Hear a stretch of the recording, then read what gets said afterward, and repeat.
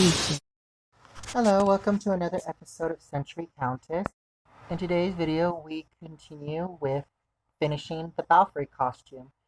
We're going to do the doublet. The doublet at one time was a garment worn by men, but a couple of years later, women adapted the look. As you see here, this is a woman wearing a doublet. So let's get started, shall we?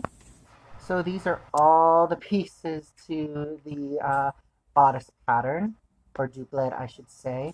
Inseam and outseam. Here are the sleeves that I got for it. I actually ordered it and then just removed the elastic at the shoulder piece so I can just sew them on later on. Saves me a little bit of work. So here are two pattern pieces. These are both the front. So we decided to go with the black and red instead of turning it wrong side out because I thought it'd pop out more. So what I decided is we pinned it. As you see here, it was pinned, and then we ran it for the machine. And then this is the aftermath. We flipped it over. We're going to iron it flat. We're going to kind of line up the pieces, pin those, and then run it for the machine. So this means there's going to be raw stitching on the inside, but no one's not going to see that. But it's a quick process. It's easy to do, and this is just for Halloween, so it's not going to be fancy, but it will be wearable. So during off-camera fabric preparation, I noticed that I made two of the same pieces for the lower half of the bodice. So I had to play with my scraps and do a piecing method. This is why I don't use printed fabric pieces, because this will happen. Sometimes I may not have enough fabric to line it up properly, and this is the case. However, this falls in an area where it won't be seen.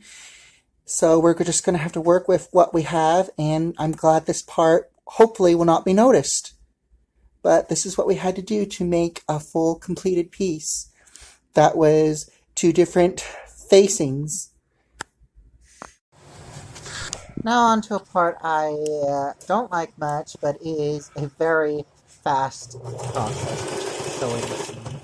I prefer to sew by hand, but since we're on a time frame, the sewing machine was a good friend. However, sewing machines tend to be frustrating with me. They sometimes agree, they sometimes don't agree, and this sequence here that I did not edit out, you will see me struggling a little bit because the machine wants to glitch here and there.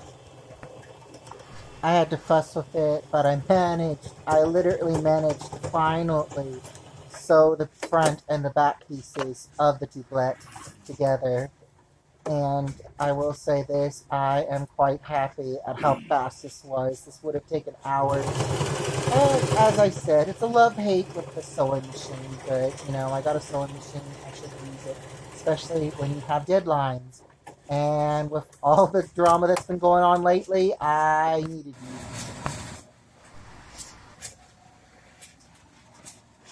it. Here is the doublet sewn together. We have yet to add the tail piece, but we will be adding that shortly. This right here is fabric Cabbage. This is what they use to pad up pieces of their clothing.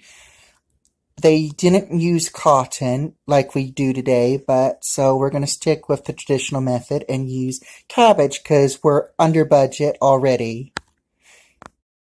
By the way, this is the first time I am using fabric Cabbage to stuff something because I was on a low budget this month. I was literally almost down to the last penny in my bank account, and I had to resort to organic things. So one day I saw a video of a lady using Cabbage to stuff her padding, and I decided to copy it. And it's also a historical thing that they did, as I mentioned earlier. So yeah, I just adapted stuffing padding with Cabbage for this project. So here's the tail of the doublet sewn on. We did take it in a little bit because it was too long.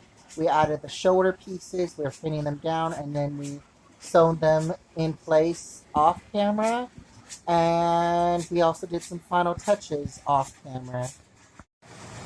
here it is, fully complete. I really like how this outfit looked. It just needs the final adjustments, which is the adornment, this gold trimming here, and gold closures. I really liked how this outfit turned out. I might incorporate it into my golf wear in the future, but I will be painting over the gold with some black because I'm not going to take it all apart just to replace it. But here's the final result. This is the Bathory costume for Halloween. I'm pretty happy with it. I'm glad I'm done with it. I can't wait to wear it with all the accessories and jewelry. Thank you for watching. Please like, subscribe, and please hit that bell. Leave comments, and I look forward to sharing the next project with you guys. Have a great, happy Halloween, and stay tuned for the review.